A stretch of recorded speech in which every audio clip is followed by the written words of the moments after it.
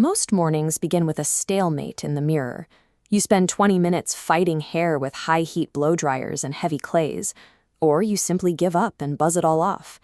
This frustration is the byproduct of treating a haircut as a copy-paste aesthetic choice.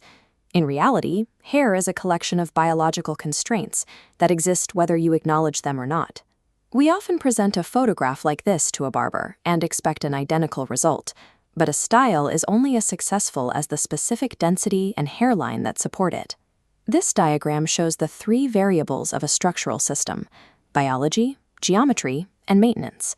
A successful look occurs at the intersection where your physical traits meet the correct mathematical proportions. Precision does not come from finding a better styling product.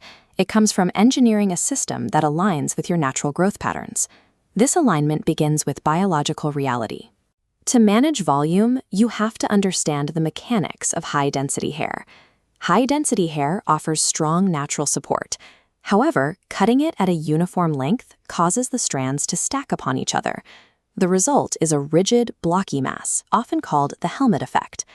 Barbers solve this by using internal layering, a technique that removes weight without changing the silhouette. This schematic shows how thinging shears target the interior mass of a hair cluster. The barber removes weight inside, leaving the exterior untouched. Deleting this internal weight creates negative space, allowing the hair to collapse inward, turning a rigid mass into a pliable structure. Biological reality also dictates how you handle a receding hairline. The standard mistake is growing the hair long to physically cover the temples, a move that usually emphasizes the very areas you want to hide. The Caesar cut demonstrates a different strategy.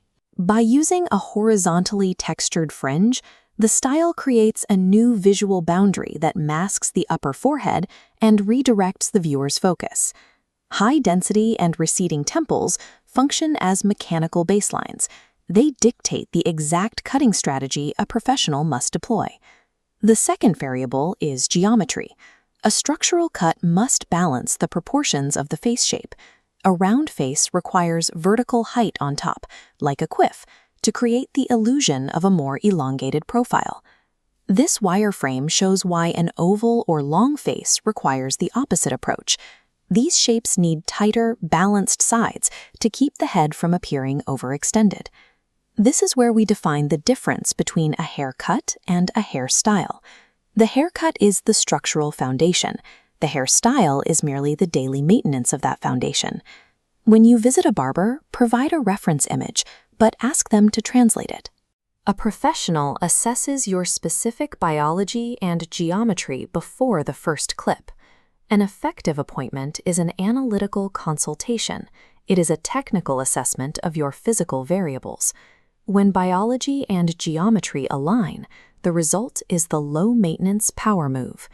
Because the structural cut seamlessly works with your natural biological growth patterns, daily morning styling takes about 90 seconds.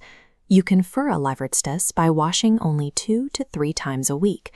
This allows natural sebum oils to condition the hair, which improves its weight and settling behavior. With the scalp's chemistry stabilized, a small amount of matte clay or sea salt spray is the only requirement. The structural foundation of the cut does 90% of the work. A structural system allows you to redirect the mental energy usually spent on daily grooming into other decisions. When your style relies on physics and biology rather than force, the hair simply stays perfectly in place because that is its natural state.